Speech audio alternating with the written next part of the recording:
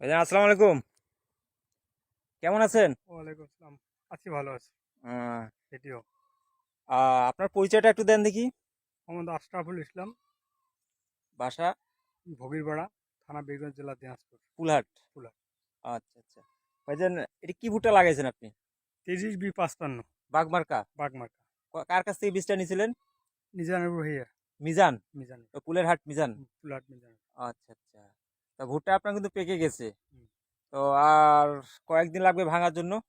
এই 10-12 দিন 10-15 দিন ভাঙবেন। ভাগে। তো ভুট্টা এখন যা লাগা পর্যন্ত এ যাবত আপনার কিরকম মনে হচ্ছে, কি মনে হচ্ছে? না, খুব ভালো, খুব ভালো। খুব ভালো।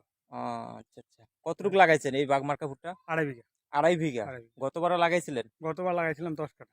10 কাঠা। হ্যাঁ। আচ্ছা, ওইটা ভালো হয়েছে, ওইটা দেখার পরে এবার বেশি ওইটা করে দেখা লাগানো হয়েছে, এই হয়েছে। জন্য এটা লাগাইছি 2.5 বিঘা। আচ্ছা আচ্ছা।